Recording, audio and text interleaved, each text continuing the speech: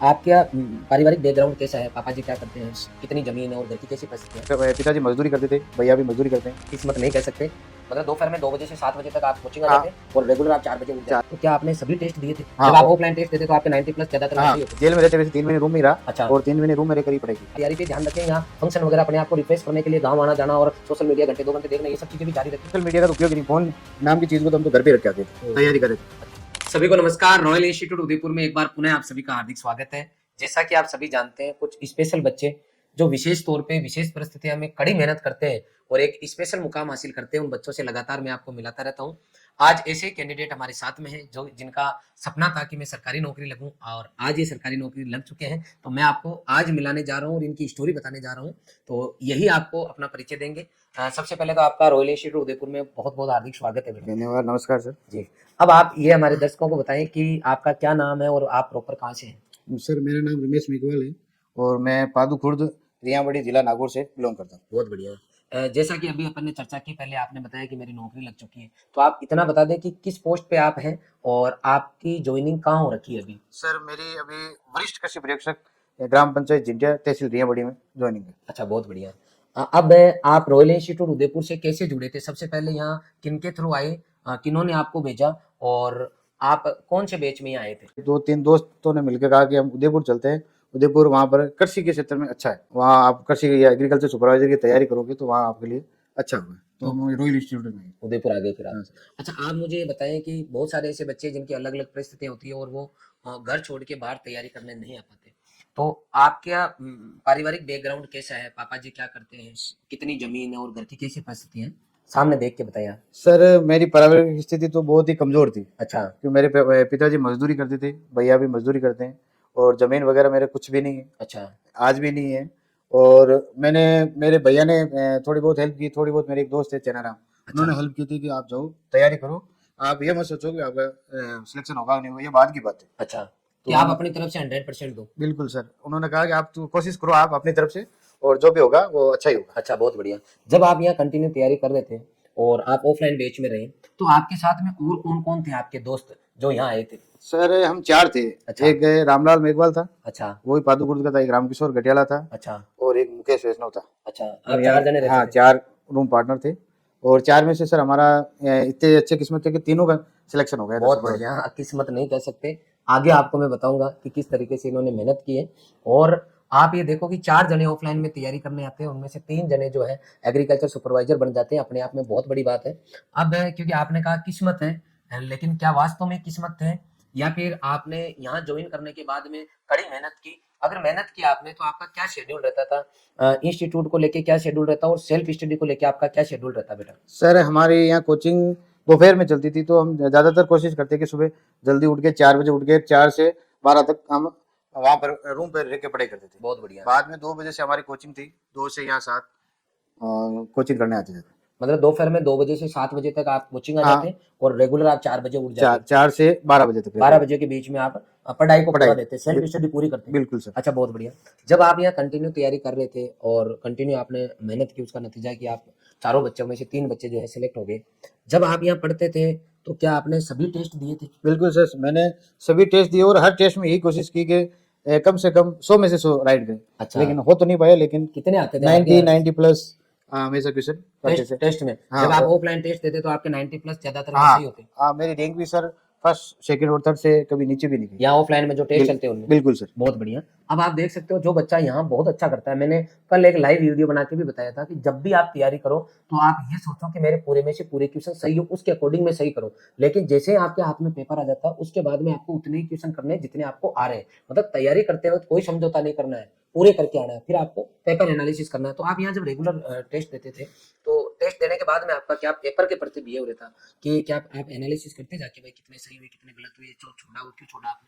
बिल्कुल सर, हम तो यही कोशिश करते हैं कि भाई तैयारी इसी आधार पर साप्ताहिक करते हैं कि 100 में से 100 करें। जी। यदि कुछ क्वेश्चन छूट भी जाते तो हम रूम पे जाते भाई गलती हमारे से कहाँ हुई है। अच्छा, बहुत बढ़िया। अच्छा, आप मुझे आप ये बताएँगे कि आप लोग जैसे चारों मिलके पढ़ते थे, तो रूम पे अ, सब अपना इंडिविजुअल पढ़ते या कोई कॉमन टाइम आप ऐसा लेते जिसमें आप जीडी वगैरह करते, ग्रुप डिस्कशन करते कि तूने क्या पढ़ा और तेरे को कितना याद हुआ यूँ? बिल्कुल सर, हम चारों ज्यादातर कोशिश करते हैं भी एक भी जो मेन है एक पर्टिकुलर सब्जेक्ट है वो लेकर घंटे भर 1.5 घंटे भर वो उसी के बारे में डिस्कस करते थे कि किस किस अलग अलग क्वेश्चन बना अच्छा, बना आप खुद ही बना के पूछते कि हाँ। चलो इसका बताओ, जैसा कि मैंने आपको कुछ टाइम पहले बताया था बच्चों को, क्योंकि ऐसे बच्चे कंटिन्यू सिलेक्टेड आते रहते हैं, उनसे मेरी कंटिन्यू बातचीत होती रहती है और मैं कुछ नहीं, जब 5 मिनट बैठता हूँ तो यही पूछता हूँ, बेटा तेरा कैसा दौर रहा और तूने किस तरीके से तेरा बेस्ट दिया, और आपने अगर ग्रुप में स्टडी की तो आपकी क्या प्लानिंग रहती थी। जनरली बच्चे ये बोलते हैं कि सर हम ग्रुप डिस्कशन करते हैं और उससे छोटी छोटी चीजें जो है हम जब पढ़ते हैं, तो जब हम ट्यूशन बनाते हैं तो हमारे पढ़ते वक्त भी हमारी सोच इसी तरीके से हो जाती है कि मैं पढ़ तो रहा हूँ लेकिन ट्यूशन कैसा बनेगा, तो उसका कहीं ना कहीं बच्चों को बेनिफिट मिलता है। अच्छा, इससे आगे बढ़ते हैं। लास्ट के 3 महीने जब एग्जाम के पहले का रहते हैं, उस टाइम आपने किस तरीके से अपने आप को और एनर्जेटिक रख के माहौल बनाया आपने? जेल में रहते वैसे 3 महीने रूम में ही रहा अच्छा और 3 महीने रूम में रहकर ही पढ़ाई की। अच्छा, बहुत बढ़िया। आपने कुछ नहीं सोचा, मतलब खाली तैयारी पे दिमाग लगा? बस हाँ। अच्छा, कई बार जो है सोशल मीडिया बीच में आ जाता है, सामाजिक फंक्शन बीच में आ जाते हैं, तो आपने पूरी जब तैयारी की तो क्या आप रेगुलर अपनी तैयारी पे ध्यान रखें, या फंक्शन वगैरह अपने आप को रिफ्रेश करने के लिए गाँव आना जाना और सोशल मीडिया घंटे 2 घंटे देखना, ये सब चीजें भी जारी रखी आप और आपके दोस्त? मैं इसलिए पूछ रहा हूँ ताकि जो बच्चे तैयारी कर रहे हैं और किसी कम नंबर आ रहे हैं, तो एक्चुअल में इन बच्चों ने क्या किया तो आप वहां से सीख सको, तो ये बताइए आप बच्चों सर हमने ये सोशल मीडिया का तो उपयोग ही नहीं, फोन नाम की चीज को तो हम तो घर पे रख के आ गए थे। को। और आपने अपनी पूरी मेहनत की, तो आप हॉस्टल में रहे थे या रूम लेके रहे? रूम लेके रहिए। अच्छा, आप जब रूम लेके रहे और आपने अपने कंटिन्यू मेहनत जारी रखी, तो टीचर्स का सिलेक्शन में क्या रोल रहता है? आप लोगों को जिन टीचर्स ने पढ़ाया, उन्होंने कैसा कंटेंट पढ़ाया, और एक टीचर की क्या भूमिका रहती है, ये थोड़ा सा आप बच्चों को बताइए। सर यहाँ सबसे बड़ी बात है यहाँ का बहुत अच्छा होता है डिसिप्लिन। अच्छा और दूसरा यहाँ के जितने भी टीचर्स ने पढ़ाई उन्होंने मेरे ख्याल से जो एग्रीकल्चर 60 क्वेश्चन आते हैं हाँ, हाँ। उनमें 55 के आसपास क्वेश्चन बैठ जाते हैं उनमें से नोट्स में से आई थी। आपके वाले बैच के हाँ अंदर? बिल्कुल। बहुत बढ़िया। अच्छा, टीचर ने पढ़ा दिया, आपने पढ़ लिया, पूरी मेहनत कर ली। अब बच्चे ऐसे बहुत सारे अपने राजस्थान के जिन्होंने अपनी जी जान लगा रखी है, लेकिन बहुत सारे ऐसे बच्चे जिनकी परिस्थितियां आप में मिलती जुलती है, आपके पारिवारिक जो स्थिति है, जो आपकी आपने बताया कि ऐसी परिस्थितियां नहीं है कि आप कोचिंग कर सको, पढ़ सको, लेकिन ऐसे बहुत सारे बच्चे आपके जैसे, तो वो बच्चा जब पढ़ता है तो उसके दिमाग में ही आता है कि मेरी ये लास्ट भर्ती है, अगर मेरा नहीं हुआ तो क्या होगा, पैसे ब्याज पे ला रखे हैं, घर वाले अगर नहीं हुआ तो क्या सोचेंगे, मम्मी पापा क्या सोचेंगे, ऐसे कहीं ना कहीं जो है बच्चों की सोच रहती है और दिमाग में इस तरह के क्वेश्चन सुन के आते रहते हैं, तो कहीं ना कहीं वो डिमोरलाइज हो जाते हैं और जो एक टारगेट लेके चलते हैं पढ़ने का, वो पूरा नहीं कर पाती है। पर ओवर जो पढ़ना चाहते हैं उसमें इस तरीके की सोच आती है, उससे धीरे धीरे वो नेगेटिविटी का शिकार हो जाते हैं। तो आपका क्या उस टाइम आपके मन में क्या विचार आते थे, और अभी जो बच्चे पढ़ रहे हैं उनको आप क्या कहना चाहोगे? सर मेरे मन में तो विचार था कि भाई 6 महीने जो भी भर्ती है तैयारी कर लेते हैं, हम 3 या 6 महीने जो भी दम के तैयारी कर लेते हैं, बहुत बढ़िया। बाद में जो होगा वो देखा जाएगा। अच्छा पहले क्यों सोचे?